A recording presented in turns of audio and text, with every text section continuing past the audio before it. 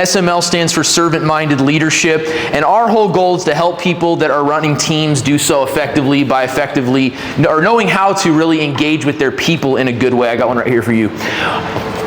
But this applies to everybody. And one of the things I love about Aaron is he's like, you know what, if we're going to train the leaders, we might as well train everybody. We might as well give everybody these tools. And when we're thinking about the difference between productivity and busyness, this is something that will apply no matter where you are in life, no matter where you're working, no matter what you're doing. Of course, what we're going to talk about today is going to specifically apply to YGen and how you're functioning and how you can really upskill yourself here.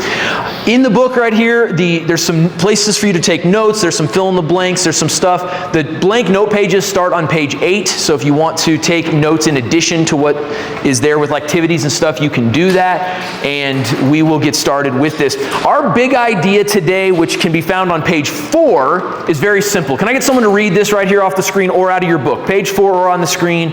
Can you read today's big idea for us? While busyness can feel like productivity, they're not the same thing. Perfect. While busyness can feel like productivity, they're not the same thing. I don't want you to, I didn't even put it on the screen. That's fantastic. There we go. Now it's on the screen, but it's also in your books. Now, while I don't want you to check out right now, I don't want you to be, thinking about something else, but if you just understood this concept, if you just walked away from here today and you're just like, you know what? I realize that productivity and busyness are not the same thing, you would be light years ahead of the average person. It's just the bottom line, because most people run around talking about busyness like it's some badge of honor. And busyness does not equal productivity. They are not the same thing. So our first quote, our quote of the day today, is by a person named Christina Marfus. She wrote a book called Superhuman, and she said what? Who can read us our quote of the day today? Go ahead, Forrest. Go right here. All right. Being productive is less about always having something to do and more about making sure that what you're doing is propelling you towards a goal. Who agrees with that statement? All right. Who disagrees with that statement? No one disagrees. All right. What does it mean to you when you read that quote? Does it reach you in a certain way? Does it make you think of something? Who has a thought about what we've just read? Go ahead. You read the quote. We'll start with you, and then we'll come over to you, Noah. A lot of times I meet a lot of people who are trying to have something to do, kind of in order to make an excuse to not answer a phone call, make an excuse to not go to an event, and that's why they're filling their day. Whereas there's a couple people out there that actually they set a goal, and that's what they're actually striving towards. Awesome. Let's just talk about the difference between those. Perfect. Let's go to Noah, and then we'll come right to you, Walker. Go ahead, Noah. I was actually thinking about this the other day. I went to a coffee shop to use the bathroom with my crew the other day, and I think 2 years ago I went to the same coffee shop, and I was constantly wanting to be busy in solar, but I wasn't working that much, so I had 4 or 5 leads that I could follow up with. So I took a whole hour out of my day to go to a coffee shop and follow up with 5 leads, feeling like it was being productive, but I was just trying to be busy when I should have been out, knocking doors and being productive. Okay. Awesome. Thank you for that. Walker. I think that busyness can take the place of being productive. At times I feel like being productive though feels less productive. In some ways I feel like being productive can be letting go of my responsibility sometimes and doing other things that sometimes don't feel, maybe even the word is busy. Yeah. But bottom line is I think sometimes it's being able to take a deep breath, cool down, and just make sure that you can smell the roses. 100%. 100%. We'll get into this a little bit more later today. I know this is a bunch of guys, but how many of you, whether it's just a shower or a bath or a walk, can actually just be content for 30 minutes to relax? It's really hard, isn't it?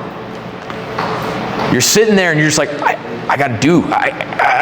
To your point, it cannot feel productive, and yet that rest, that relaxation, that recharging is actually what allows us to press forward and be more productive. So we'll talk about some of that more in a few minutes. Our first takeaway, which I believe is on page 5, is, it's going to blow your mind. You're never going to get this until I show you what the answer is. It's really, really tough. Being busy is not the same as being productive. I know we're talking deep stuff right here. No, that is the first key takeaway though. I want you to make sure you walk out of the room with that understanding that being busy and being productive are not the same thing. Did you know that Forbes released a report, probably 9 months ago now, that said the average employee wastes 2.09 hours of every workday? So we work, average person works 8.5 hours. A quarter of that is being wasted, and yet everybody's always talking about how busy they are. Everybody's always talking and oh, I'm busy this, I'm busy that, and the reality is that I hear that all the time as well. I'll be, hey, how's it going? Oh man, things are super busy. I was actually meeting with a consultant, I guess it was Monday or Tuesday of last week, and he was telling me about all the things he's got going on, and this and that and the other thing. And I remember thinking, I'm listening, it's like he's doing some cool things. Like, don't get me wrong, they weren't like bad things or wasteful things, but I'm just sitting thinking, like, how long can you maintain that much busyness? And is it really getting you where you're trying to go, or you just keep stacking things, hoping that maybe something works eventually? And I think that this whole idea of this badge of honor for busyness is why we have another quote here. This one's not in your book. John Spencer said, "You don't get a trophy for packing your schedule with more projects, more accomplishments, and more meetings." Now, in this sense, I think the word accomplishments, I would have used a different word myself. Like, I wouldn't have said you don't get a trophy for more accomplishments. I think you do get trophies for accomplishments. But I think the idea here is just something you can check off a list. Something, you don't get a trophy for having this super full schedule. My schedule on Friday of last week was full from 2 a.m. until 10:30 p.m. Now, I got to do some cool stuff, including this workshop for the Phoenix market. But just because I'm busy from 2 a.m. to 10 p.m. does not get me a trophy unless something actually made an impact.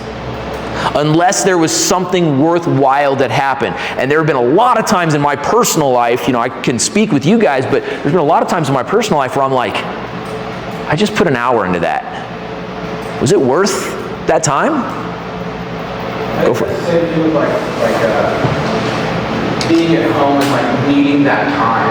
I've said this many times. I think that our great-great-great-granddaddy didn't get a chance to need mental day. To do that. And I think sometimes we con ourselves into thinking that we need to just be able to sit down and scroll, or we need to be off for Saturday, Sunday, and Monday, or whatever it is. I think that I had an epiphany about a year ago. I was sitting down with my kids and I was like, we're not doing anything together at all. We're literally wasting time. Not even spending it, we're wasting time.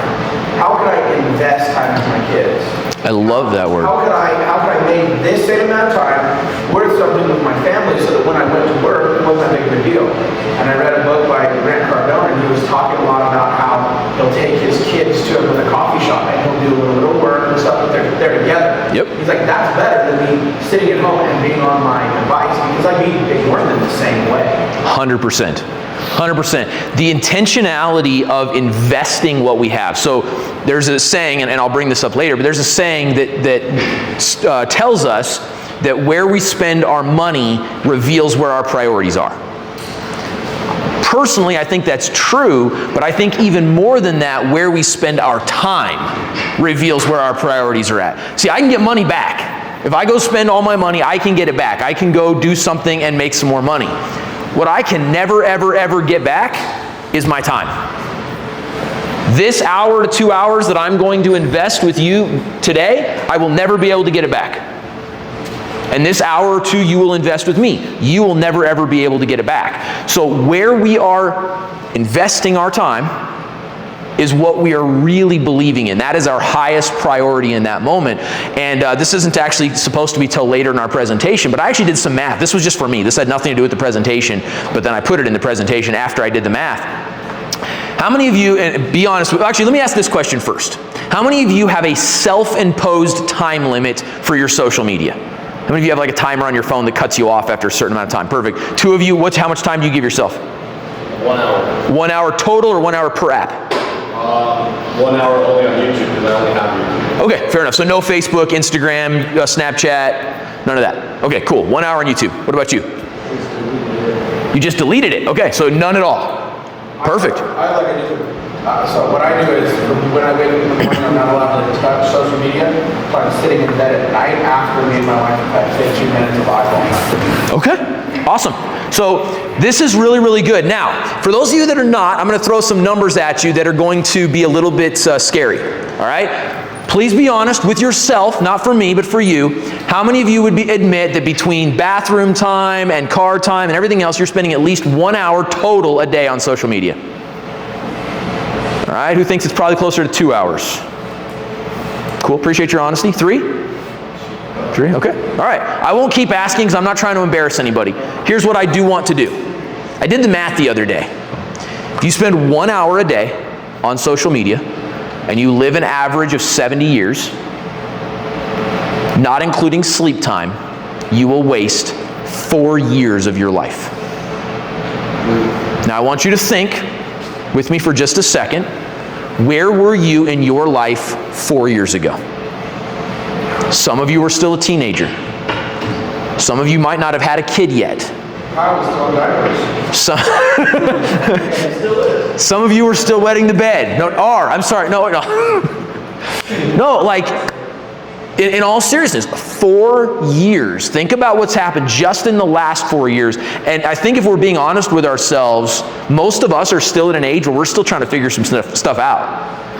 And so like the next 4 years could be a lot more growth and productive oriented than the last 4 years.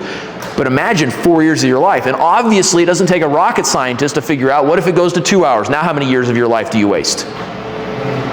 8 years. It's almost a decade. And here's the deal.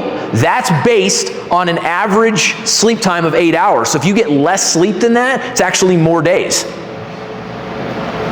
So like you're losing so much time, we're losing, and it's this, we feel busy because we're doing something.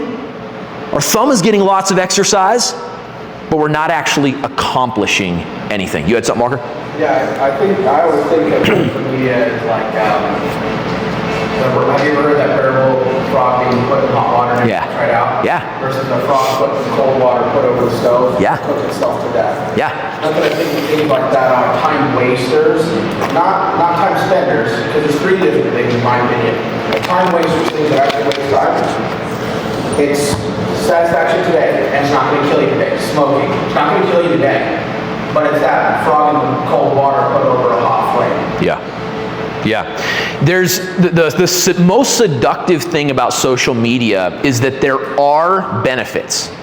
They're just strongly outweighed by the detriments, right? I found out so I had taken all social media off my phone for a period of time. Now, for the record, I should have asked you guys. I have an hour total. So an hour total of YouTube, Snapchat, Instagram, Facebook, everything combined will add 1 hour a day. And thankfully, I haven't even maxed that out recently. So that's good. I also, kind of similarly to what you do, I'm only allowed to start looking at it at my lunch break. So I'm with you on that. Like, get the day going. I don't finish the day with it, but that's because I'm trying not to finish the day on my phone at all, because there's a whole bunch of psychological reasons that looking at your phone right before you go to bed is not probably great for us. With all of that being said, when we are, I just completely lost my train of thought now. That's delightful. You said, oh, it's seductive. So there's some positives. And so I'd taken everything off my phone. I didn't find out that one of my really close mentor friends' wife had died because he posted it on Facebook. That was kind of how he told everyone. He was going through his own grief. He didn't need to call every person that he knew to say, hey, by the way, wifey died. And so I found out like 2 weeks later when I caught up on Facebook on my computer, and I was like, oh man. And so there are those things. My great uncle was lost, literally lost, 2 days ago. Found him 5 hours from his house driving around not knowing where he was. He literally got to Myrtle Beach, which is like the ocean. I'm like, he just drove until the ocean stopped him. It was crazy. How do you think we got the word out? Social media. So there's some good things. The problem is that same social media will have us go down a rabbit hole for things that have no actual productivity on our life, whether that's reels or whether that's conspiracy theories or whether that is comparing ourselves with other people who are putting up this fake facade on social media to make us think a certain way. It can be much more detrimental than positive. But but it makes us feel busy. So that's kind of, we just kind of jumped ahead a little bit. We're going to talk about that more a little bit, but it fit in really well with what Walker was saying. Key takeaway number 2, in order to be productive, we have to be focused on our mission. I've been saying for the last, 15 minutes now or whatever it's been, that we need to be productive, not just busy, that they're not the same thing. Well, how do we actually make sure that our activities are productive instead of just busy? How do we make sure that they are investments, not wastes? The way we do that is being focused on our mission. Now, this requires a couple of things, right? We have to know what our mission is, and for the purpose of this, I'm going to ask, who knows what YGen's mission is? Kat. Well, I would say to create an unrivaled experience for the reps. Okay, unrivaled experience for the reps. To be unrivaled in every way. I believe the official one is to provide an unrivaled experience that leads to, oh my goodness, it's long, but the unrivaled experience is in there for both of them. Do you remember the whole thing, Walker? To provide an unrivaled experience to its reps in the pursuit of excellence. That's right, there we go. So to provide an unrivaled experience in the pursuit of excellence, I think was the one that they used in Phoenix, mainly because the reps are obviously important, but your clients are important, right? So you got your internal clients, your external clients. Ultimately, everyone should be having that unrivaled solar experience. We're all in agreement there? So the question then becomes, from a corporate perspective, from the perspective of your opportunities here at YGen, what things are you doing that it helps promote that mission of providing an unrivaled experience? Now, you don't have to answer that question right now. Matthew is not here today, is he? No, Oh, you're at Matthew. yeah. Did you ever try that note idea that we talked about? Yeah. How did it go? Good. Good? I think more than 2 sales with it. So Matt and I talked last time about this idea to provide an unrivaled experience. That's something he might be able to do to make sure that more leads actually followed through on their appointment is that he would, after he set the appointment, he would write them a note, a handwritten note that he would then drop off and say, I think it was something like, I'm looking forward to meeting with you, or we're looking forward to having, whatever the note was, he took care of that idea, right? Now, I don't know how long he did it, I don't know how productive it was, but here's what I do know. Are there any other solar companies doing that? Would that be unrivaled? Would that not just be something busy, but possibly productive to the mission of providing an unrivaled experience in the pursuit of excellence? I mean, that's for you to decide. That's not for me. I don't get to say yes or no, but I think the answer is yes. I think that if maybe more people provided that little extra touch, it would make an impact. There is actually a card sitting on my desk at my house right now because I was at a networking event, and this ADP rep was going around, and she had brought not a stack of business cards, she had brought a stack of literal cards. And every time she talked to someone, she hand wrote her name and her number and her email address in this card, said it was nice to meet you, and gave it to them. Well, not only is that bigger than all the other business cards, but you remember it. And like, she didn't even give me one. I literally saw her doing this to other people, and I went over and I was just like, listen, I just have to say that is the most creative and amazing thing that I've seen here. Like, you rock. Because she was just sitting at the table, like trying to get some cards written out so that she could stand out and make an impact. And I go to a lot of those kind of networking events, and so Paylocity, ADP, Paycor, they're just swarming those things. And so she needed to do something to stand out, and I think that was a really good use of her time. Could she have been more efficient? Probably. Would it have made an impact? Probably not. Would have just been another card in the pile for everybody else instead of a actual like greeting card. So these are just ideas that I see. I would argue that she's more productive. Yeah, exactly. Like, I would argue that, how simple is it to just throw a card? Like, I throw cards away constantly. Yeah. That's why I've done something that's a little bit different. I actually really love that idea. Yeah. Because it is different, and that's the thing. In sales, the only thing that makes you different is what you do that's different. Yeah, exactly. Yeah.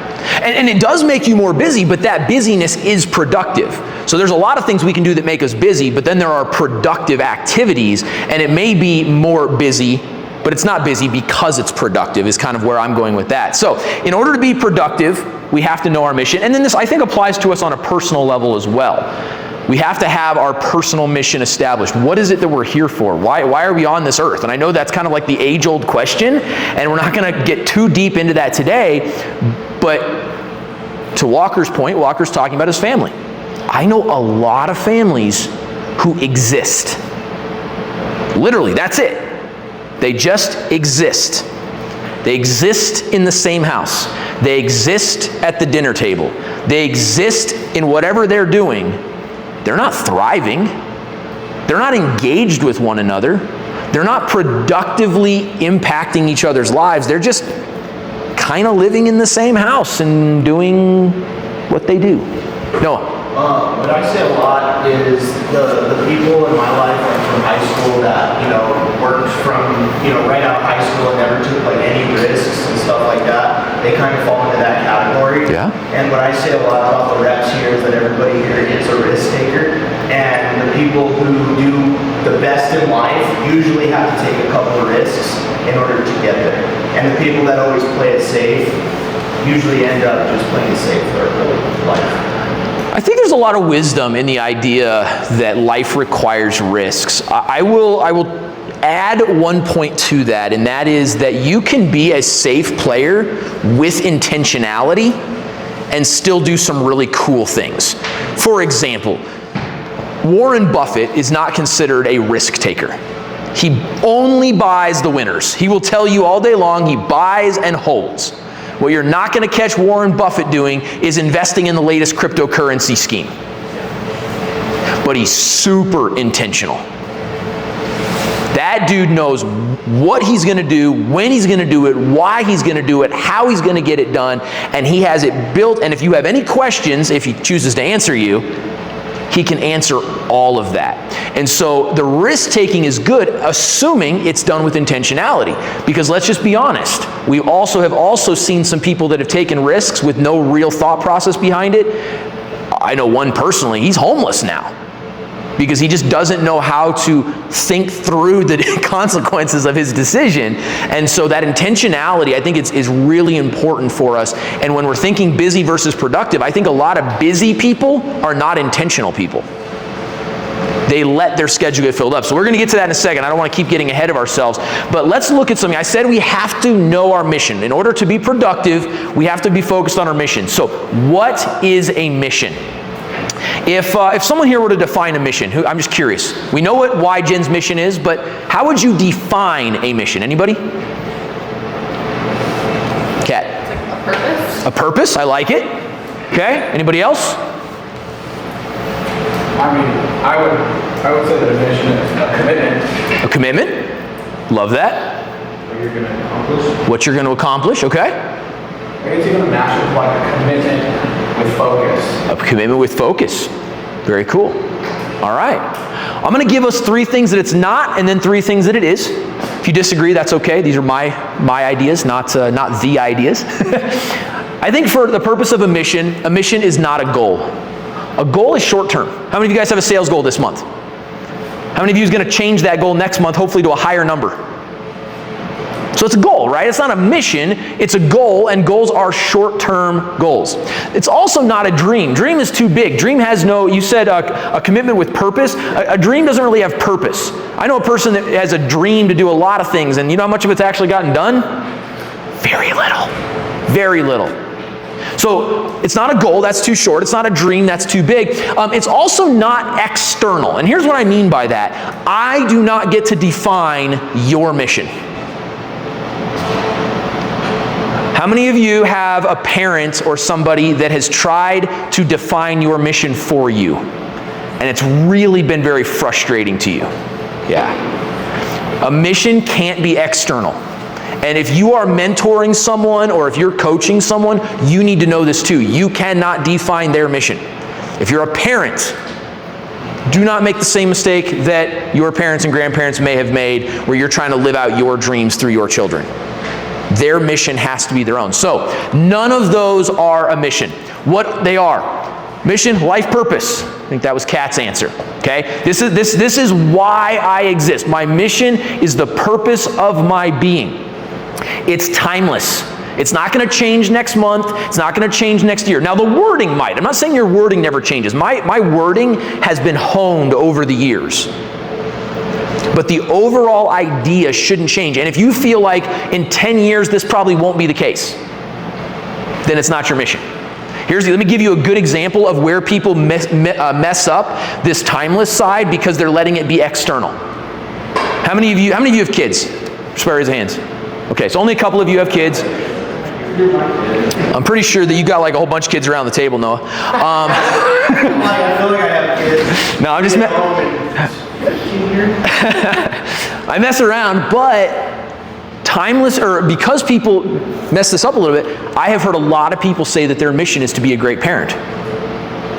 Well, here's the reality. Technically, you never stop being a parent, but, oops, just messed that up. Sorry about that. Went backwards on myself. Technically, you never stop being a parent, but the reality is that there comes a time where your kids don't need you anymore. And I also know a lot of people who, when their kids moved out, because their entire purpose was to be that great mom or great dad, they lost all meaning of life the minute their kids moved out of the house. I actually watched it happen with my in-laws, and my mom and dad, and when it happened with my in-laws, it was just kind of an epiphany because their relationship with each other got worse. The crap that would normally happen doubled in crap. Yes. And so me and my wife, we talked about it, and what we came up with is that we needed to become the people that we would like our children to become. We needed to model what we wanted our children, and we needed to find, and then since then, we found other things that we enjoy. Like one of the things that I enjoy, that I do because I want my boys to know that they can do things outside of family, outside of whatever, is like go shooting. That's something that I really love. And I've invested a lot more into that. My wife, she has some other things that she does. And that has actually brought us close together, not far apart. Absolutely. Absolutely. No, you had a thought as well? Even people that don't have kids, I think the same could be said for some relationships. Yeah. And your whole goal is just to satisfy that person, change kind of who you are with that person. And if things don't work out, you kind of get lost when you're not together. Yeah. And then you're have to rebuild who you are, who you think you are. I think that could happen. 100%. 100%. And so how do we fix that? Well, we make that by making sure that the purpose, the mission, is intrinsic. And intrinsic means that, and I don't want this for anybody, but intrinsic means that if today we lost our entire family and our job and our faith group and everybody else that we hold near and dear, our mission doesn't need to change. Because it's intrinsic to who we are, and it has nothing to do with everyone else. So Job was intrinsic. Job's mission was intrinsic, right? Now, I don't know what that, I should say I don't know what his mission was, but ultimately, whatever his mission was, how do we know that he still had a mission? Because he was still alive. He lost everything, but he was still alive. And so the same thing should be true for us, right? As long as we're alive, we have a mission, we have a purpose, we have something to do here. And so if we want to make sure that our lives are productive, we focus on that mission, and that mission is intrinsic, not external. Now, I don't wish that kind of trauma on anyone. That would be really, really hard to lose your entire loved one support system, job, everything, right? That would really, really suck. But I'll tell you something, I kind of did, right? For those of you who don't know my story, remember, I made a really bad decision at 19 years old and got sent to prison for 14 years. And guess what? Job gone. Family didn't know if they could trust me anymore. All the friends gone. People I thought I could trust turned against me. 5 o'clock news had me all over with not good stuff to say, in a second. And in that moment, you wonder if your life is worth anything. But if you're mission focused, it can. And so when I walked out of that experience, my mission had actually been significantly clarified, and I was able to understand the purpose, and there's so many cool things that happened through that aren't part of today's talk, but can just be used as an opportunity to say, hey, even when you lose everything, if you're mission focused, your life purpose, your timeless, your intrinsic value is not diminished by anything that happens outside of you. So the same thing is true with YGen. YGen's mission to provide an unrivaled experience in the pursuit of excellence, does that matter what laws are passed? No, we're still trying to provide an unrivaled experience in the pursuit of excellence. Does that matter what reps are here? No, we're still trying to provide an unrivaled experience in the pursuit of excellence. Does that matter Who the manager is, does that matter? What colors we use, does that matter? None of the external stuff matters. Does it matter who our manufacturers are? Does it matter who our installers are? None of that is going to impact the mission of the organization to provide an unrivaled experience in the pursuit of excellence. What we're going to do at YGen is we're going to make sure that everything we are doing goes to that. And so here's what that means. That means everything outside might change. At least a few of you have been here every time I've been here. How many of you have seen people come and go? Why? Because they weren't providing an unrivaled experience in the pursuit of excellence. The mission doesn't change, the circumstances do. Guess what happens if a manufacturer starts putting out crappy products that don't allow your installers to provide an unrivaled experience? Manufacturers got to go. We got to bring somebody else in. Mission focused here. Life, purpose, timeless, intrinsic. This is how we define a mission. Now, oh yes, go ahead. I just wanted to define a mission for myself. Yes, please. I think it's a state of being consistently persisted in that can be applied anywhere. I would agree with that. I have no issue with that. So with that, I want to get key takeaway 3 before we kind of move to our big exercise we're going to take a while on. Key takeaway number 3 today is very simple, and that is scheduled tasks must be aligned with our mission. I said earlier this morning that the way we spend our time is a revealer of our priorities.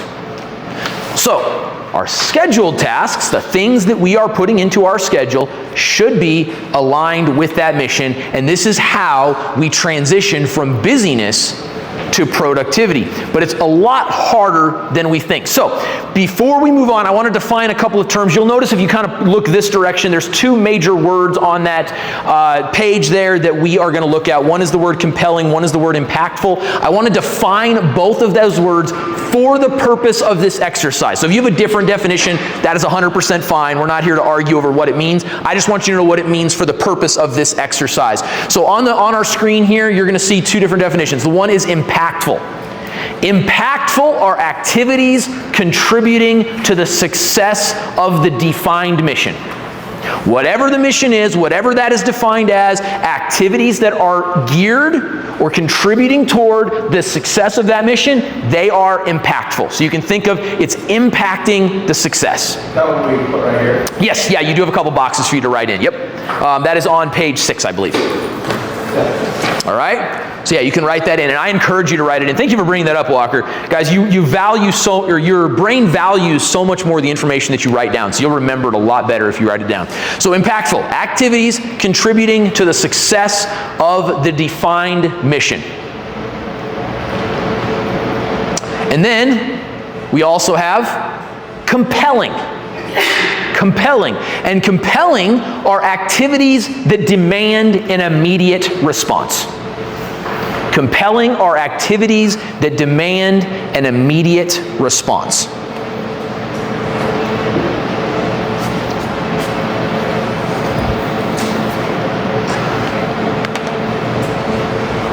So we have compelling and impactful. Impactful are the things that are going to contribute to the success of the defined mission. And compelling are the things that demand an immediate response. Now, if you look this direction, you're going to see that we have a giant grid. This is not a fancy grid. It's literally just a 4-square grid, and we have these broken off into 4 segments. So the stuff that is in this quadrant obviously is both impactful and compelling. Stuff in this quadrant is what? Not compelling, but impactful. But impactful, very good. Stuff in this quadrant? Not impactful, compelling. But compelling, very good. And then neither one of them in this one. Not impelling, not impactful and not compelling. We'll just call that not impelling. We won't get that confused with not impaling. And we're going to get super confused. Okay, what is impactful? Now, in your book, you have a mini one of these. Now, I'm going to encourage you not to write on that yet, because it's actually a little bit different. The one in your book is designed for you to do as individuals. So you're going to put your own mission statement on there. This one is for the group. Now, Jordan asked me to send him the digital copy of this so that he and his team could do this again in the future if they wanted to. He was going to laminate it and do some things. If you want that, I'd be happy to provide that. And if anybody wants additional copies of the one in the book, I'd be happy to provide that for you guys as well. But for today, you're going to have to deal with my chicken scratch. And we're going to go ahead and define what's impactful as the mission. And so, Walker, I'm going to let you just tell me exactly what you want the mission to read on here, and that's what we're going to put on this page. The YGen mission. The YGen mission. Yes, sir. You're going to pull it up. Perfect. I love that. Let's make sure we have it right. And this is something important from a training perspective. As you guys do training, as you guys bring up new people, make sure they know the mission. If they don't know the mission, it's really hard for them to understand what they're really driving for. Sales is great. But if you've got a slimy salesperson that gets lots of sales but makes your company look bad the whole time because they don't understand that you're trying to provide an unrivaled experience, it's going to be a short-term success of busyness with a long-term consequence of a negative reputation, poor reviews, and all of that. So this is something to keep in mind. We should know our mission. What do we got? To provide an unrivaled experience. To provide an unrivaled experience for our people through the relentless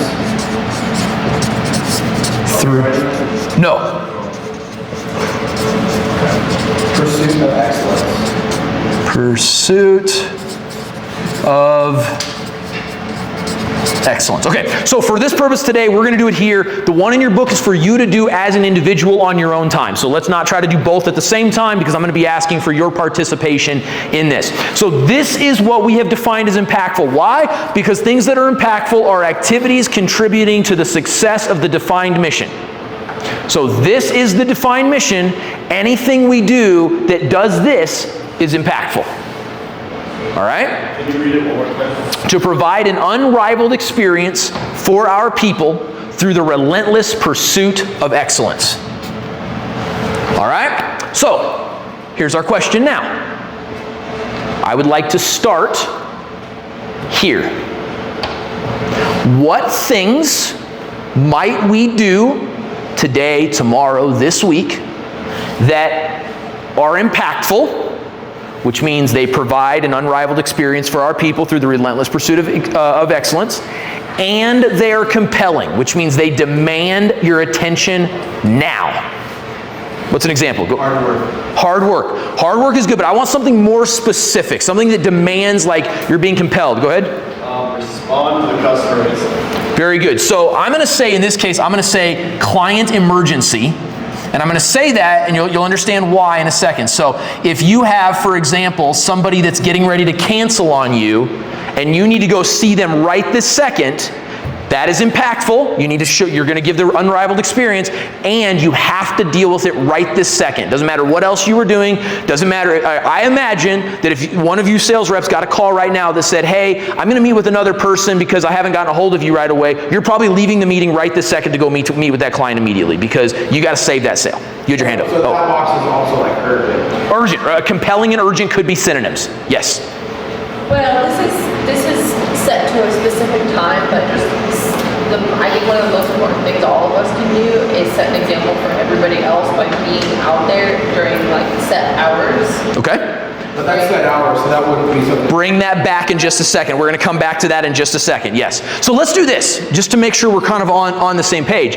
Things that we can plan ahead for are not compelling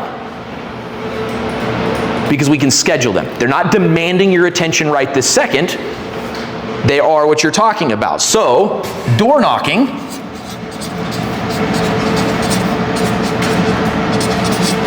is not compelling because you can schedule it. How many of you know when you're going to go door knocking today? Perfect. How many of you are supposed to be door knocking right now? Excellent. So it's not here. It's not an emergency at the moment. It's scheduled. It's there. It's not compelling. Compelling are the things that are, like he said, urgent. The things that are going to pull you away from everything else you're doing. You might think of things in this category that match this but would pull you away from your scheduled door knocking. That would end up in this category. You got something? Which category? The Same one, employee emergency. Employee emergency. Could like customer communication fall under those umbrellas? Probably or not? Yes, so it depends. There's going to be two different kinds of communication, right? So I always recommend Urgent communication. exactly, urgent communication, absolutely. There's two different kind of communication that I think we have to talk about, and that is there are the communications that are not urgent, but they feel urgent. I don't know how many of you fall into this trap, but I have this really bad tendency to see an email come in and think that I have to respond right now when it would have been just fine to respond later today or tomorrow morning. Like it's not that important. That doesn't mean that that person is not important. What it does mean is if I stop doing what I'm doing to go answer that email, I just break all of my momentum in the current task. So I highly recommend that on principle, you respond to emails during a set time of day.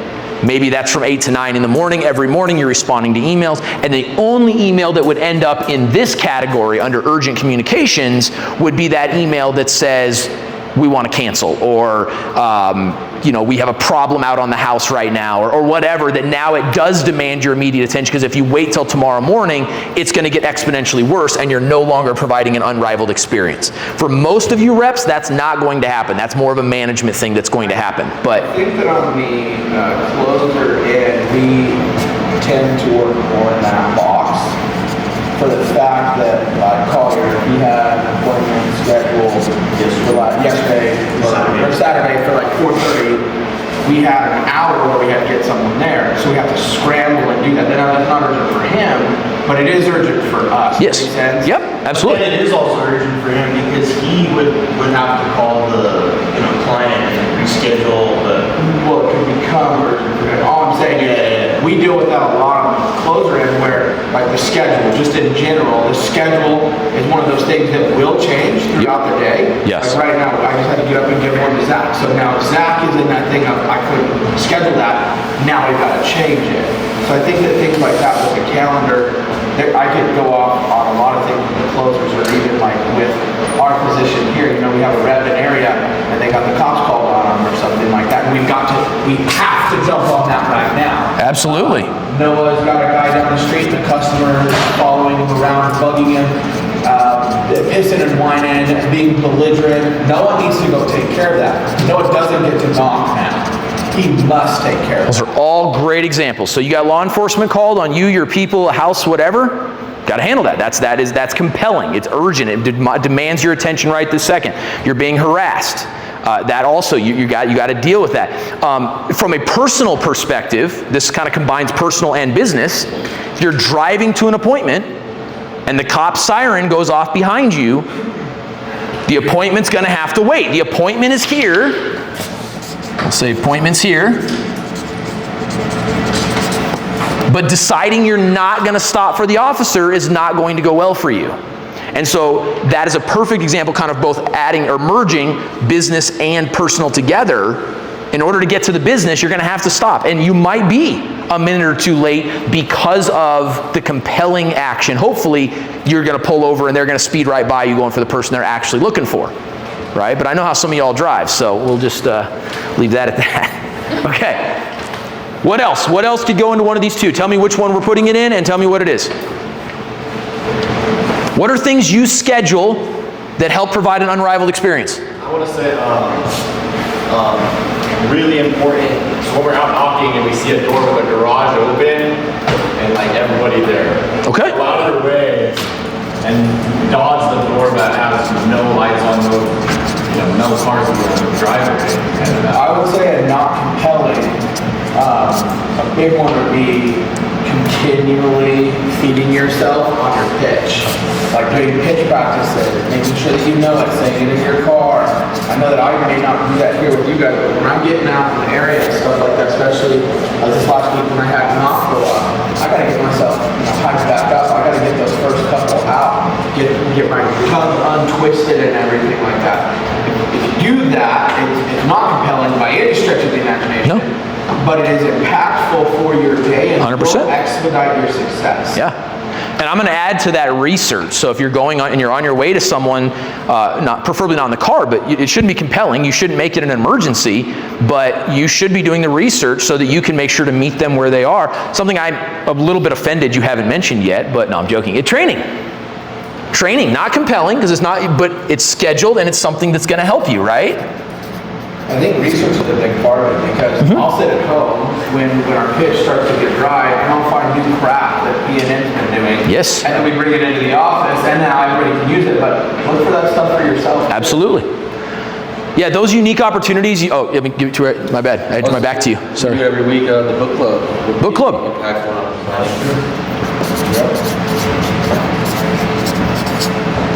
Very good.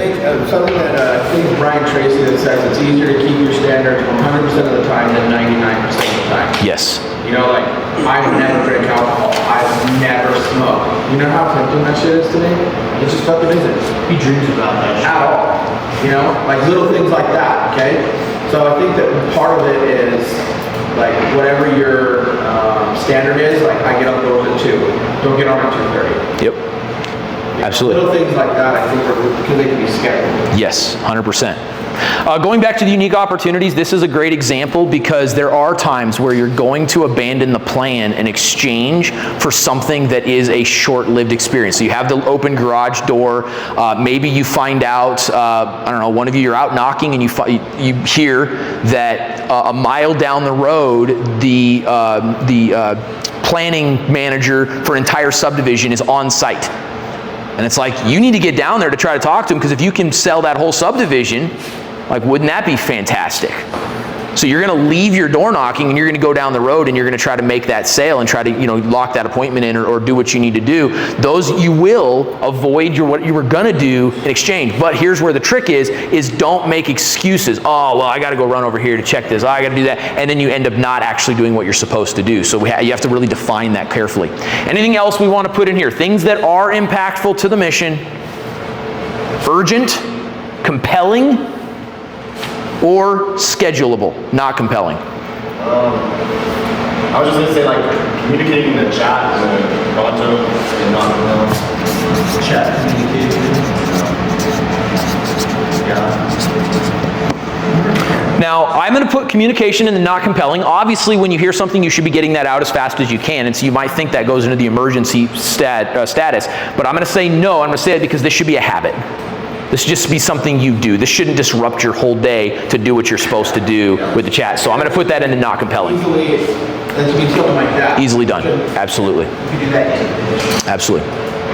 All right, if you think of anything else for either of these two. I want to throw one more Yeah, there. yeah. Account management for closers. Okay.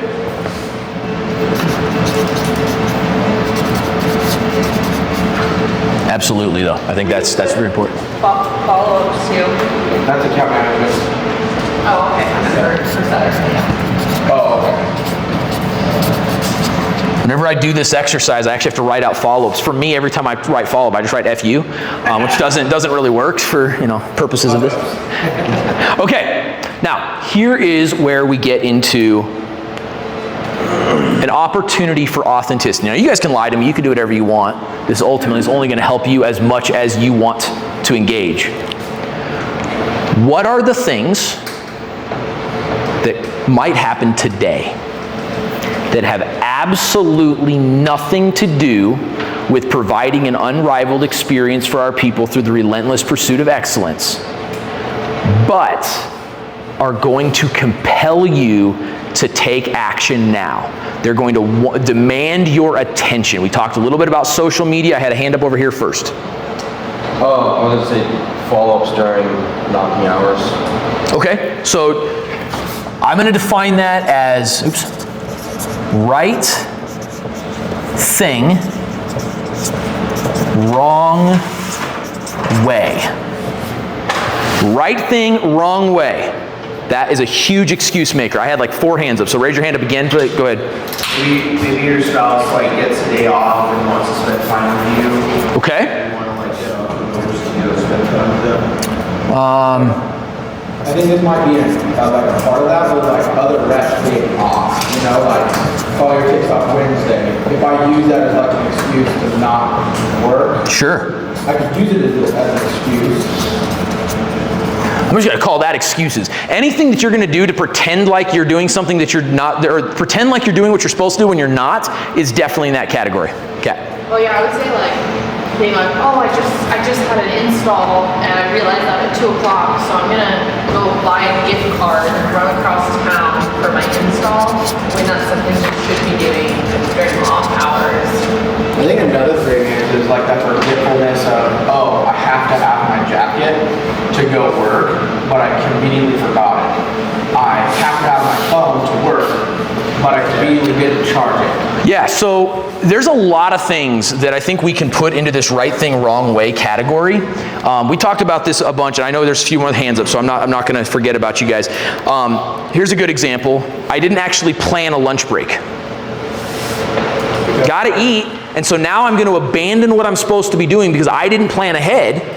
Got to eat. No one can blame me for eating, except because we didn't plan ahead, because we didn't put it into this category, it ends up pulling us away and it's not impactful anymore. Or even worse, you just don't eat altogether and now you're showing up the door looking like a crack addict because you're all malnourished and everything, right? Absolutely. Same thing with water or a jacket or a phone or any number of other things. And so the idea of, oh, I forgot, it's down here.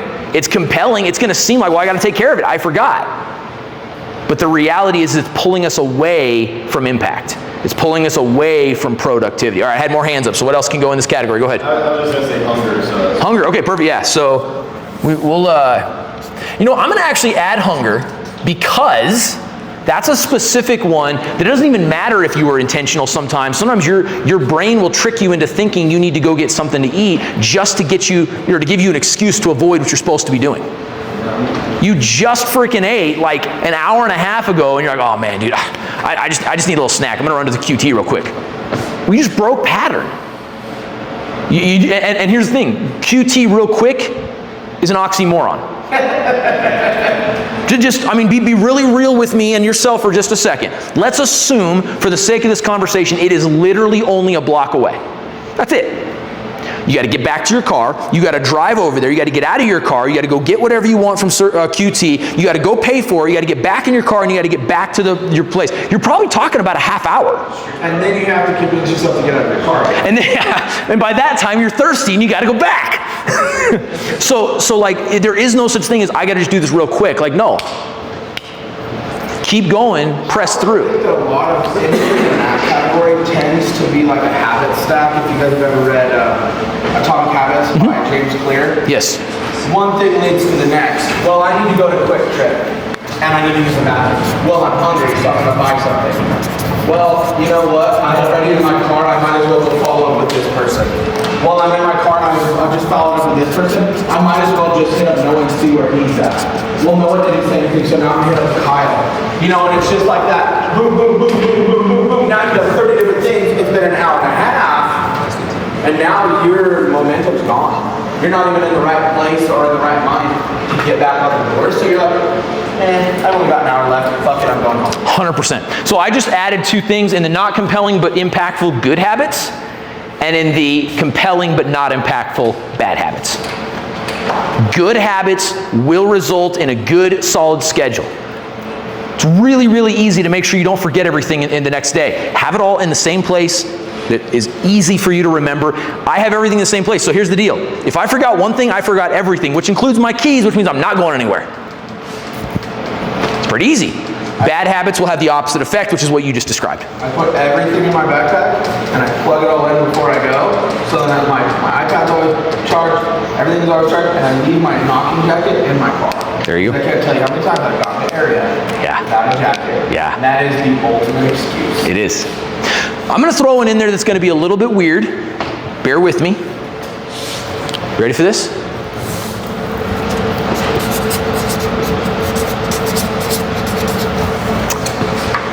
Bathroom breaks. Oh yeah. Now, you're going to think it's weird, because how many of you guys have heard when a man's got to go, a man's got to go?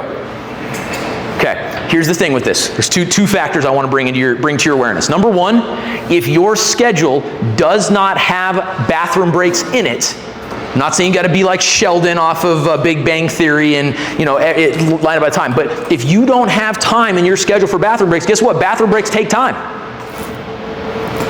There's just no ifs, ands, or buts about it. Like they take time from your schedule, and by the time you piss 3 or 4 times a day and do your number 2 and all that, right? You're losing at least a half hour a day just in the bathroom. So if your day is scheduled to an extent where the bathroom is not in there, you're stealing time from something else because we didn't think through that part of our process. The second factor of this is that even though, again, I'm not suggesting you need to schedule everything, have good habits. If you had to stop for lunch, go to the bathroom while you're there so that you don't get back to the neighborhood and all of a sudden have to go to the bathroom because you just drank 24 ounces of something at lunch. So bathroom breaks I'm going to put here because if they're planned well, they don't end up disrupting. But if they're not, they can be very disruptive to us. All right? If you think of anything else for this, that is, oh yeah, another one, go ahead. Sleep. Sleep, okay. Can you define that for me? Just like maybe oversleeping. Okay, oversleeping. I like that, yeah. Very tempting. Very tempting, and we are, I don't know about you guys, I'm super good at making excuses for not getting up. Like I have learned that if I do not get up when the alarm goes off, not when the second alarm, not when the alarm goes off, I will make 3 or 4 more excuses before I actually get out of bed. And what happens? Well, then the whole morning is shot because I had a plan for the morning and I didn't get all that done. And it's like, well, I could cut this corner, and it becomes that habit stack where it just blows up your whole morning. So I agree with you. Now, if you schedule the sleep and you stick with that, obviously sleep is very, very important for success. In fact, there are some studies to suggest that lack of sleep is actually worse for the brain than drug use, which is kind of remarkable. Anything else we would put here? All right, this last one should be pretty easy. These are things that, honestly, they're not urgent, they're not important, they just take our time. We already talked a lot about social media, so I'm going to go ahead and throw that up there already. Social media. Now, social media can pretend to be urgent because they always want to put those notifications up, right? So if you are going to keep social media on your phone, for whatever my recommendation is worth, I would tell you to turn off your notifications. That will help a lot. Keep it at least out of this category, and then if you're going to be on it, at least it's in this category instead of it constantly going, hey, look at me, hey, look at me, hey, guess I'm over here. I think I need to preface this one. This one is taking our mission at work into mine. Okay. So, errands. Errands? Yeah. And then, oh yeah, actually, we'll just leave that there for now. Errands, okay. What else? Games. Games, yeah. We talked about wasting time with social media earlier. Obviously, if video games are taking up 1, 2, 3, 7 hours of your day, same math works for, doesn't matter what the activity is. I think this could be called all kinds of things, but I think it's a white space in your day, like Yeah. your calendar. Yep. That's just all saying, I will enter of the devil. I think that our bodies have the capability of running from when we wake up and when we go to bed, and if we didn't, then it's probably because we didn't get enough sleep or whatever it is. Yeah. There's no reason for us to just sit on the couch doing nothing. Yeah. Like, we can fill those times with stuff. We can research, we can change social media with all kinds of stuff. So I think that white space, Yeah. often than not, is an excuse, and it causes a habit stack and a spiral. Yeah. It's interesting because we live in a time where we actually have the most free time we've ever had in like the world's history, and yet we feel busier than they ever did. And it's a lot because of that. I had 2 different hands. I think yours was up first. So I was going to say, anything that is in the impactful, not compelling category that's done during knocking hours. So everything on that top right corner done during 2 and 8.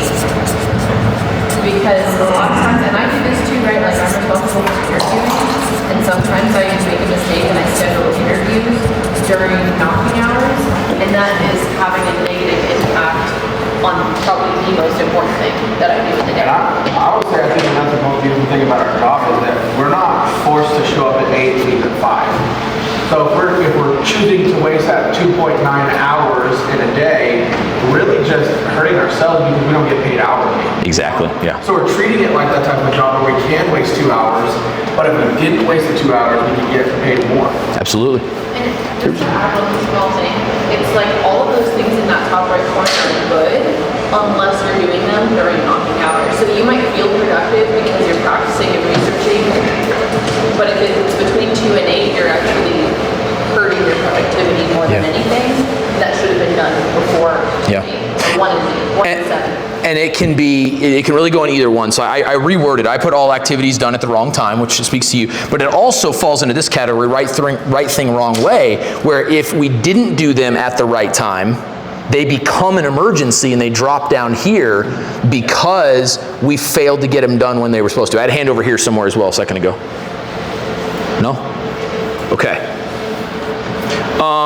Some other things we might have that are not. Oh, you know what? I want to really. There's something over here that we didn't touch on. How many of you guys have people in your life who like to believe that their lack of preparation equals your emergency? Yeah, yeah. So we're going to call that other people's problems. You should put family too. We have that up here. We already have that up here. Yeah. Yeah. So. This, I think, is one of the things that honestly keeps us in what is technically quadrant 3, Q3, but the not impactful but compelling. It's people that we genuinely do care about, at least in some way, shape, or form, demanding our attention for something that has absolutely nothing to do with our mission. All right? It's the person that you've got plans to spend time with your kids on a Saturday morning. This is making this kind of personal. You got plans to spend time with your kids on a Saturday morning before you go out knocking, and your friend calls and asks if you can help them move. And because they're on the phone with you right then talking about how they did, their other person fell through, but they know they can count on you because you're a solid person and blah, blah, blah. And you feel so, honestly, you do. Like you feel compelled to help. And it could be really easy to let your personal mission, that I would hope includes serving your family, slide to the wayside, and you drop from impact into non-impact because of somebody else's problem. That's something that I fall into personally a lot of time because I have 8 sisters and their husbands are worthless when it comes to doing anything around the house. And so a lot of times on weekends I'll do that and it frustrates my wife sometimes because she's like, this is our time with you. Yes. Yeah. But then at the same time, like I want to be the kind of person that gives. Yeah. So I think that like sometimes with that, like yes, obviously that time with my family is important. But it almost feels like a dichotomy when I think it's more cut and dry. So let's talk about this, because this is exactly where we're going with this. So I'm so glad you brought this up. Kat, you were touching on it just a second as well. When, not this, we'll leave this alone. When can all of these things potentially, as well as all of these things potentially, become impactful?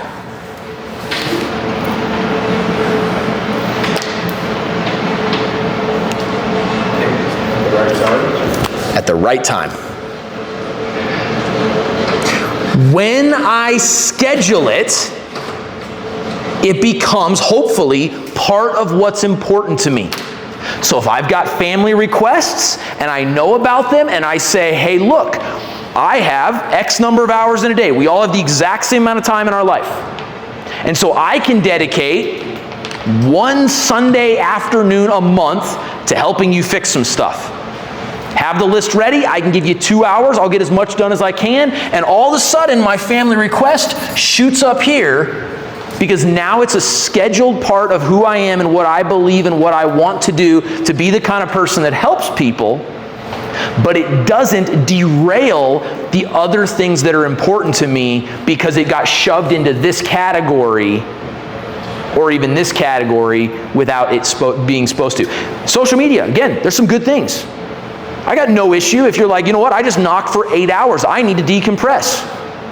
But have it scheduled that you're going to take 10 minutes or 15 minutes or even an hour, and you're going to do that and not, I'm going to end up doing that hour in my car because I really don't want to go knock. And if I just kind of sit here and scroll, I'm just going to watch one video. How many of you ever watched one video? No. Don't lie to me. Don't even try to lie to me. No way. Literally, the algorithm is built where you never only watch one video. And so, but that's what we do, isn't it? Right? Like, oh, I'm just going to check, oh, that looks funny. I'm going to check this out. Oh, someone just sent this to me. I'm going to check this out. And in the words of the famous SpongeBob SquarePants, 10 hours later. You did that really well. Right? So games are not a problem. Errands are not a problem. Even the white space, to the point that Walker was making earlier. It's really good to have that intentional time of, I highly recommend at least once a year, go find a cabin in the middle of nowhere and spend a weekend there. Turn your internet off, and just learn to be. Review your goals. Maybe read a book. But take that time to decompress. But schedule it. Don't use that as an excuse. Oh, sorry, I can't be there for the weekend seminar because I decided that this weekend's a good weekend to go fishing. Like, it has to be scheduled and intentional. And now all of a sudden the white space comes up here because it's helping us accomplish our mission as part of a balanced individual. We started implementing, without knowing it, we started implementing something like this with our children. Okay. So video games, they are not allowed to play on Sunday, Monday, Tuesday, Wednesday, or Thursday. After school and after sports, they can play on Friday, Saturday, that's it. But they can play during a certain amount of time. Perfect. Yes. Same with school. Like you have to clean up, then you got to do your school. And then you can do all kinds of these other things. It's not that you can't have it. Bingo. It's that you can have it at the right time. Bingo. At the right time. And basically what it boils down to is a time budget. I don't know how many of you guys have a monetary budget, a financial budget, but if you have a financial budget, everyone thinks of budgets as these really like oppressive things. And it's like, oh man, I can't, it's not in the budget. Well, if it's not in the budget, that means you don't have money for it. But the beautiful thing about a budget is that you can plan what your priorities are, and then you have liberty. So I'm going to give you a great example. My wife, what's the store's name? It's like a super, it's actually like a very like a very nice store as far as like it doesn't cost all that much, but you get decent stuff for like an event or something. It's in the malls. No, I'm sorry, like dresses and shoes and things like that. Ross is good. I buy like 90% of my stuff at Ross, but no, it'd be in the mall. In our mall? It's in most malls. It's in most malls. They've got them all over the place. Macy's? No, it's a smaller store with just clothes. JCPenney? No, just clothes. Think just clothes. And just women's clothes. The U.S. only shop with dollars. This is crazy that I can't remember this. No. Anyways, we won't get too derailed. It's a store that has like decently nice clothing, but it's designed like you're going to an event, and so you're not going to wear it a bunch of times. So it's not super expensive, but it looks nice, and it looks nice for like 2 wears because after that it's probably going to fall apart, right? Get her on the phone. No.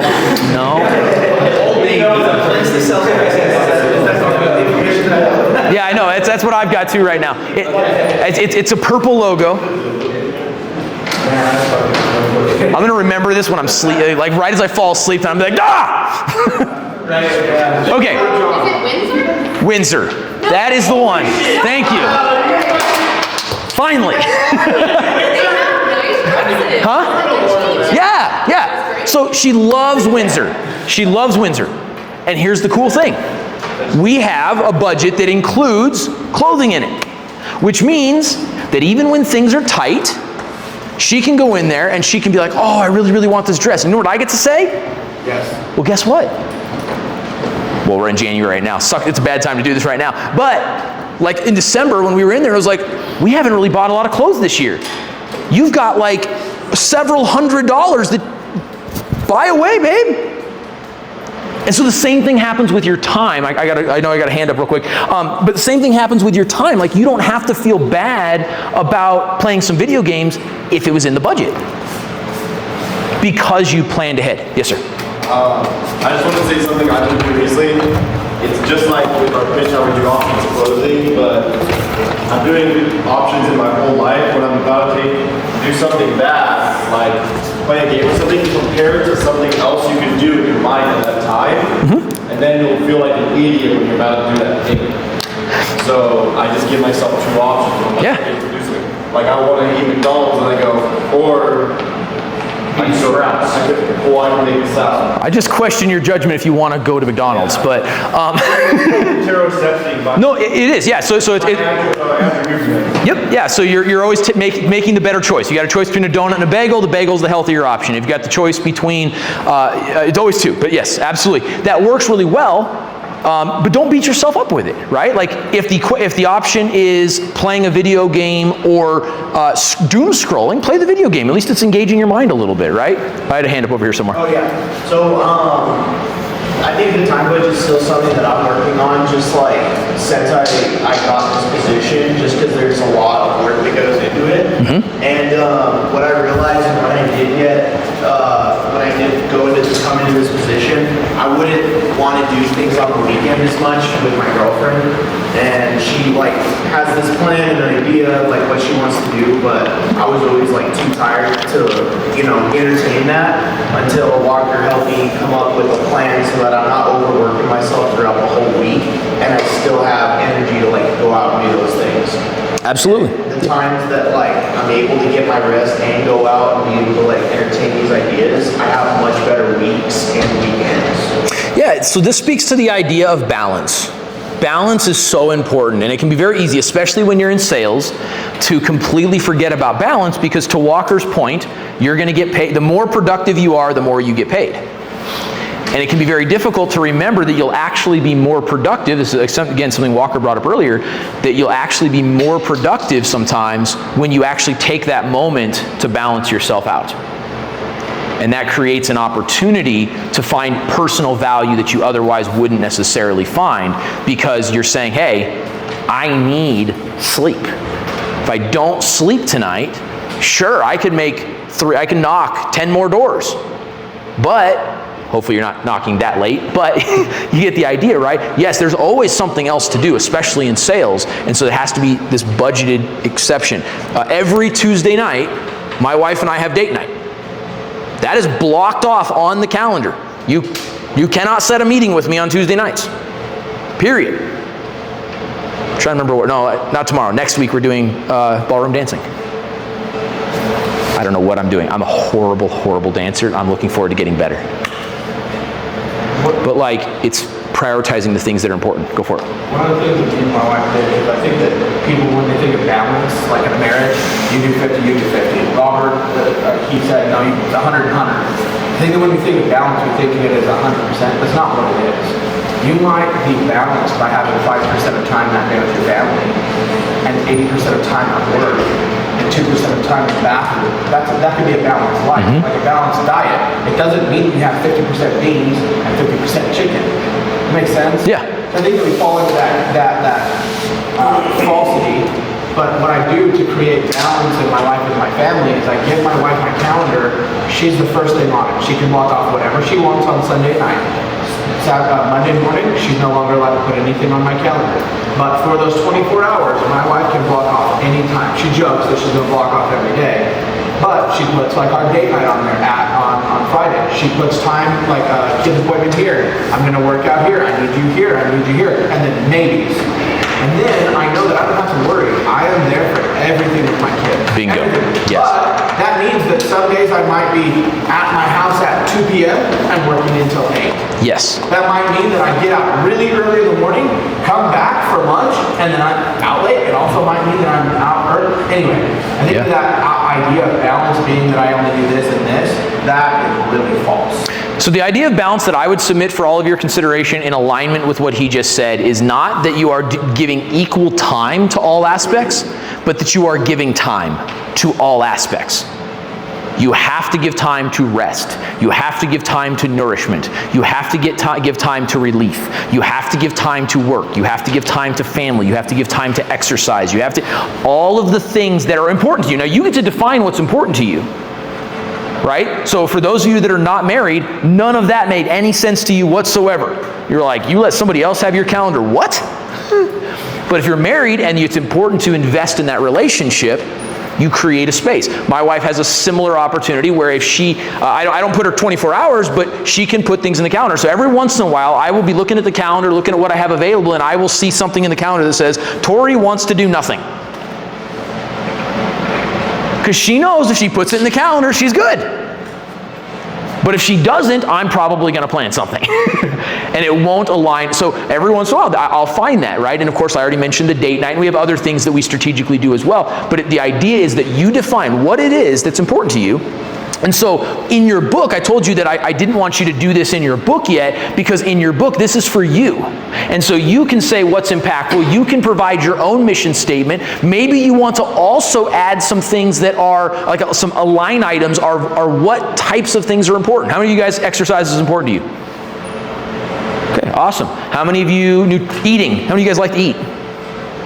Okay, very good. Just want to make sure no zombies in here, right? You put these things into your schedule. How many of you guys are trying to get some more education right now? Cool, awesome, guys. That's fantastic. Depending on what's important to you. And then what you could do is you can also do subgroupings, right? And so that's why I'll send you a digital copy so you can print these off. You could do subgroupings. So you might have a mission just for your role in the company. And so you really just bring it all the way down. Did you have your hands up still? No, okay, no worries. But you might like break it into subcategories. So this is my overarching life mission, and then here's what I'm going to be really prioritizing at work, and here's what I'm prioritizing with my family, and here's what I'm prioritizing with any clubs or communities or churches or whatever that I'm a part of. And so you're able to really allocate your time, because here's the deal, guys. We have a very little amount of time. Like, it's not a lot in the day, and that's why we often end up at the end of the day saying, where's the day gone? I don't know about any of you. How many of you guys are really kind of maybe a little upset that we're already in February? I'm the only one? Okay, I got two people. I feel like January was like a fucking year. Oh, man. I have no idea where January went. Like, I blinked, and all of a sudden I'm like, I'm not even joking. I told my wife 2 nights ago, because we were talking about our financial budget, and I was like, yeah, I haven't even done the February budget yet. I've been traveling. I'm so sorry. I'll get it done as quickly as I can. And it's going to move into this category. Now, that's something we haven't talked about. So this right here is obviously where we want to spend the majority of our time. This is where we have the most productivity. It's the stuff that we've scheduled. It's the stuff that's important to us. It's the things that are valuable. Walker, do me a favor, in your calendar there, what's the next thing that your wife has on there? It's like wild and crazy monkey sex. Right there in the calendar. Tomorrow morning at 8:30 a.m. watch a kid so she can go to She can go where? so she can go to the gym. Perfect. Okay. So tomorrow morning at 8:30, Walker has the opportunity to spend time with his children so his wife can go to the gym. All right?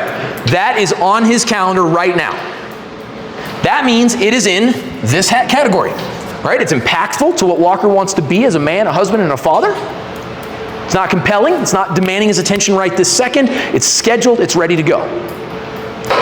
But inevitably, there are a few things that will push that out of his calendar.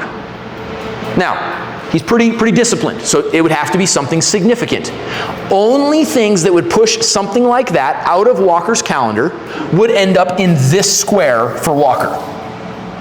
If his house were burning down, all of a sudden, his wife's probably not going to the gym, or if she is, she's coming home. This last week she locked my keys in my truck. We had to deal with that. There we go. Keys locked in the truck. Can't get in the house. Can't get into the truck to get back to the house. Those things end up here. And that is why this is quadrant 1, because these things do take precedent over these things, because they are impactful, they are contributing to the success of the mission, but they're an emergency. They have to be dealt with in order to get back into this quadrant. So you're on your way, from a corporate perspective, you're on your way to an appointment, and you get a flat tire. Appointment is in this, but you're going to have to fix the flat tire in order to get back to the appointment. You are knocking doors, and the cops are called. You're going to have to make sure that you're operating legally and get clearance in order to get back to knocking doors. So the first quadrant is almost like the pebbles that you have to overcome to get to your overall goal. I would almost say they're the obstacles that are still goal related, but you need to get through them. You'd never want to focus here, because this right here is what we call firefighters. They're the people that are constantly running from fire to fire, and they're never spending any time in real productivity. They're just trying to stop the hemorrhaging. And so if you find yourself in that place, from a leadership perspective, if you find yourself in this place, there are some strategic things that need to change about the way you're leading in order to get you out of this quadrant, okay? Any recommendations, or maybe we can talk about that? Yeah, we can talk about that more specifically for leaders, but a lot of this deals with what I call true delegation. Most of the time, leaders that are constantly putting out fires either don't have people they can trust or don't trust their people. That's I mean, often the two things, and I'm not trying to throw stones in any way, but the reality is if I as a leader have to be involved every single time something has gone wrong, then I have not empowered my people to make at least most of the decisions, because I probably have some personal trust issues. And I've worked in companies like that. I'm sure we all have worked in companies where it was like you couldn't even make the easy decisions, let alone the hard decisions. Everything had to be run up the chain. That keeps you in quadrant one, because you're constantly in reaction mode. So quadrant one, the compelling could be thought of as reactive, and not compelling could be thought of as proactive. We haven't used those words yet today. They're kind of buzzwords, and I've been trying to get away from buzzwords and kind of implement new terminology so that we can kind of really think about these ideas. But there's certain things you have to do. So if you have a personal emergency, right? If you're knocking doors and you twist your ankle and can no longer walk, legitimately, no excuses, you literally cannot walk, you're gonna have to take care of that. You're gonna need to get an air boot or whatever it is so you can get back on those doors. So this right here is the only excuse, but we have to make sure that it's actually impactful. Because what tends to happen is we slide out of here and we go right down this slippery slide right into this category. And then while we're hanging out here, we just kind of mosey on over into this category and we get nothing done. And our day is filled, we got all sorts of stuff going on, but none of it is actually impactful. So let's think about how might that happen? Let's use a personal life. Who would like to be very brave right now? Walker's willing to be brave? All right, Walker. I feel like I picked on you already, though. I feel like I picked on you with the schedule. Kat raised her hand too? Yeah, and Isaac. And Isaac. Let's have Kat and Isaac come up here. Kat and Isaac, come on up.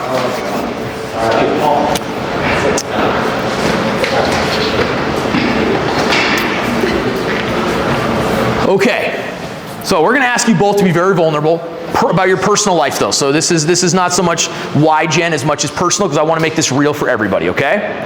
So I just want for both of you, or each of you, I'm sorry, what is one thing in your personal life that you would put in this category right here? Something you're scheduling that's important to you as a part of who you are and who you want to be as a person. We'll have you go first. Not part of my agenda. Yeah, this is personal. This is personal to you as an individual. Taking supplements at night. Supplements at night. Protein shake and supplements. Okay, supplements at night. Hold that in your mind. Thank you, Kat. What do you got? My meal prep. Meal prep. All right, very good. Very important, too. If you miss that, that screws up your whole week. Okay, so we got supplements and we've got meal prep. All right?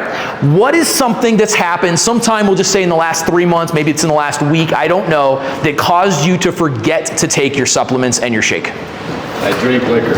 You drank liquor, okay. All right. So that slides down. And was that like at a party? Your friends invited you out? What was the circumstances of that? It was a family dinner. Family dinner, okay. So we have a family situation, the family dinner, they're all getting together. And so what happens is he slides down from what was scheduled, down into his family request that seemed urgent because we got to do this, we got to have dinner right now. And then he moseyed on over into I'm drunk and I'm not thinking about my schedule anymore because it's not compelling, it's not impactful. He's just drinking. Is that fair? Yeah, I'm trying to be as vulnerable as possible. I appreciate that. No, yeah, absolutely.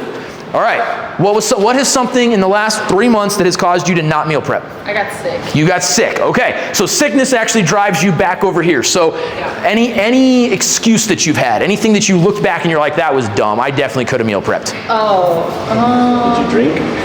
Did you drink?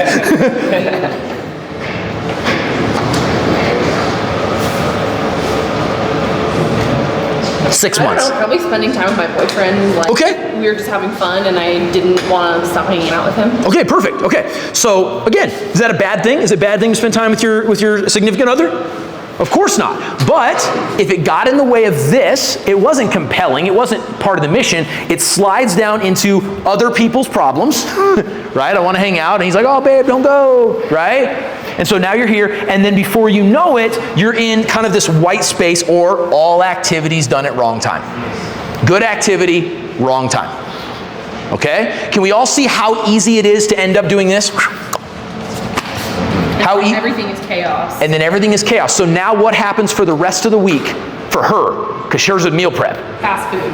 Fast food. So now our nutrition tanks. What happens to her energy levels? They're tanking, right? So now she's harder on herself. Okay? If she's using a lot of, or eating a lot of fast food, she might break out. I mean, there's all kinds of negative impacts, all because she didn't stay up here. Supplements, one night's probably not going to kill you, but you had compounding factor. Not only did you not have all the good stuff that you want to feed your body with, instead you filled it with poison. Yep. Right? And so you had a headache the next morning, I assume. Maybe we're a little groggy, a little sluggish. I don't know what day it was. Did you have to come into work the next day? Yeah, today. Today? Oh, today. All right. So he's really not happy with me right now. I'm over here yelling and all that, and he's just like, oh, shut up. Yeah. Right? So you're having to fight through that. Yeah. And it's going to impact today, and then hopefully tonight you'll get back on track.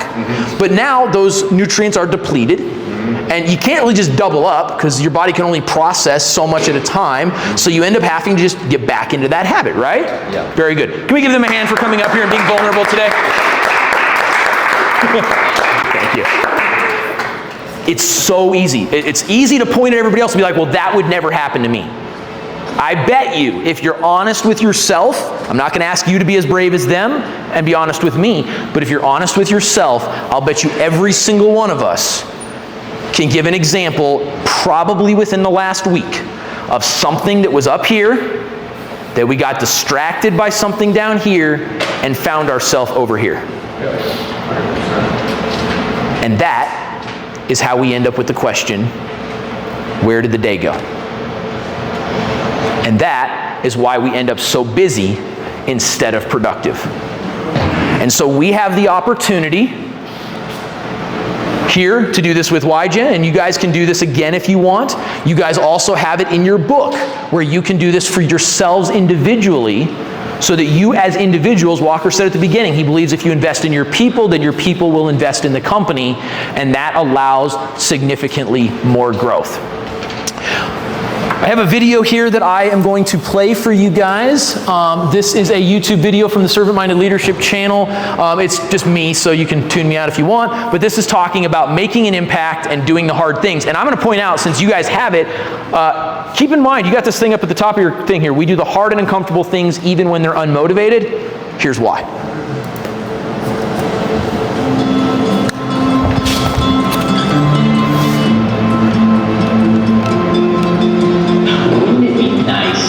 Life was easier. I mean, come on. Wouldn't we enjoy that? Wouldn't it be great? In fact, aren't most of us just living, like, hoping that if we do the work now, life will eventually be easier? You know, either, probably not. Hate to be the bearer of bad news, but you're watching the Servant Minded Leadership channel. We're glad to have you here, where we shoot straight, and we're going to give you real information. Here's the reality. It's supposed to be hard. If it were easy, everyone would be doing it.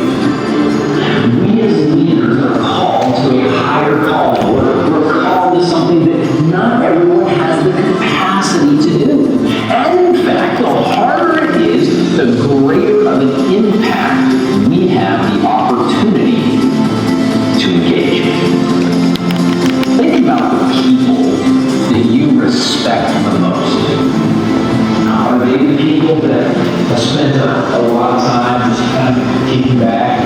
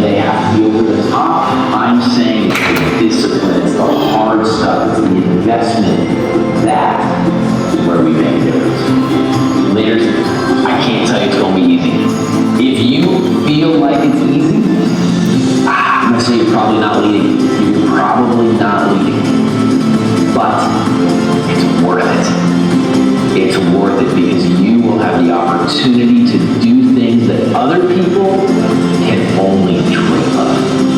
And in that place, you'll change the world. Thanks for joining us today on the Servant-Minded Leadership Channel. My name is Jon. It's an honor to be on this journey with you. If you're not already, please subscribe to the channel, like this video, maybe share it with somebody. We very much enjoy having the opportunity to speak into the lives of leaders. Here at the Servant-Minded Leadership Channel, we empower leaders to change the world.